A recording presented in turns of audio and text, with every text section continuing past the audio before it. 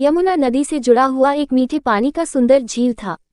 कहीं से एक बहुत ही जहरीला सांप वहां आकर रहने लगा जिसका नाम था कालिया। कालिया का जहर यमुना नदी के पानी में बहुत तेजी से घुल रहा था। एक बार एक गाय चराने वाले व्यक्ति ने जब उस झील का पानी पिया तो उसकी मृत्यु हो गई। जब भगवान श्री कृष्ण को इस बात का पता चला तो उन्होंने अपनी शक्ति से उस व्यक्ति को जीवित कर दिया। उसके बाद श्री कृष्ण उस झील के पानी में कूद गए। कृष्ण पानी के बहुत अंदर गए और उस सांप को जोर जोर से पुकारने लगे। जब बहुत देर तक कृष्ण पानी से नहीं निकले तो गांव के लोग इकट्ठा होकर नदी किनारे उनका इंतजार करने लगे। बहुत सारे लोग डरने भी लगे।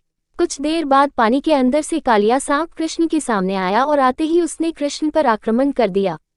कुछ ही देर में कृष्ण ने कालिया को जकड़ लिया और उसके सर पर चढ़ गए। कालिया 1000 सिर वाला सांप था। कृष्ण उसके सर पर तेजी से नाचने लगे और तेजी से नाचने के कारण कालिया सर्प के मुंह से खून निकलने लगा। ये देखकर कालिया की पत्नी पानी से ऊपर आई और उसने कालिया के जीवन की भीख मांगी। कृष्ण ने उन्हें यमुना नदी की इस झील को छोड़ने के लिए कहा और रामांका द्वीप चले जाने को कहा। साथ ही कृष्ण ने कालिया को आश्वासन दिया कि अब उन पर गरुड़ कभी भी आक्रमण नहीं करेगा क्योंकि कालिया के सिर पर कृष्ण के पैरों के निशान पड़ चुके हैं। ये सुनकर कालिया बहुत ही खुश हुआ और वह यमुना नदी के उस सुंदर झील को छोड़कर अपनी पत्नी के साथ चले गया। इस प्रकार कृष्ण ने कालिया सांप से गांव की रक्षा की।